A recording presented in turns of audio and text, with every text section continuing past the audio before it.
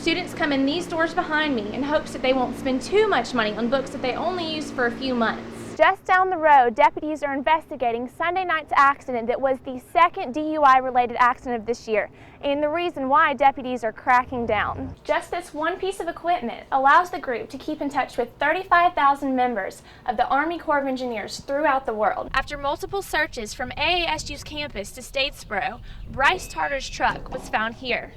One interesting fact is that residents of this apartment complex say that they're not surprised. The library faculty and staff are very excited and encourage all of the GSU community to take advantage of the library's newest resources and services.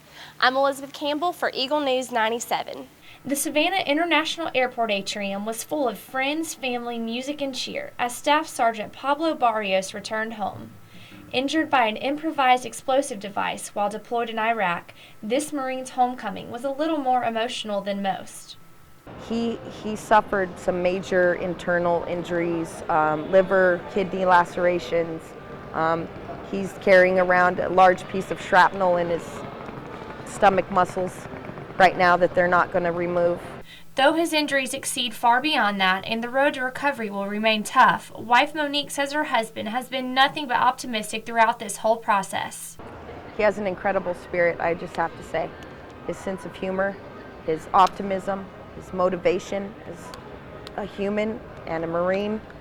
Paris Island's brass quartet and fellow Marines lined up in the atrium waiting for Staff Sergeant Barrios' arrival. It's these Marines, as well as his family, that have gotten him through the beginning of this journey. I was very lucky to make it here back today, and what I'm really glad about is the support from the Marine Corps, and my family is what really made sure that I'm here to actually make it back to Savannah and go now to my home in Beaufort. Staff Sergeant Barrios still has a lot of recovery to do, but recovering at home instead of in a hospital means that he will get to enjoy some things that he has certainly missed. Sleeping in my bed. That's the most important thing, is being able to go home and rest and not being laying in a hospital bed. And the most important thing is your wife and my two beautiful daughters, and I'll have my other daughter here soon. And a homecoming that surely will not be forgotten. Elizabeth Campbell, WJCL, Fox 28, thecoastalsource.com. Although Miley, Liam, and the rest of the Last Song cast got plenty of coverage before the premiere of the movie, Savannah and Tybee Island didn't forget about the locals who also played a part in the film. Local cast, crew, politicians, and more were invited to a special preview of the Last Song the night before the big movie debuted. I tell you, it's not Hannah Montana, but it was a really good film. I really enjoyed it. I thought it was a terrific movie, really good, and I heard a couple of people say it's coming out. That's not what I expected this movie would be about. Overall, the audience seemed impressed. One thing that took many by surprise, the Kleenex that were needed for what many called a tearjerker. Oh, did I cry? I'm a grown man. Yes, I cried.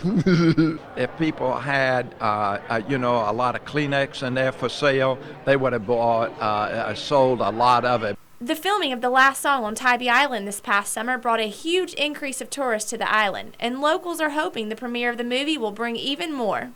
It'll be great for Tybee and our Savannah area because all the young kids that love Miley Cyrus will be asking their parents to come to Savannah and Tybee Island. Tybee really shined in the film. It was wonderful seeing it on the big screen.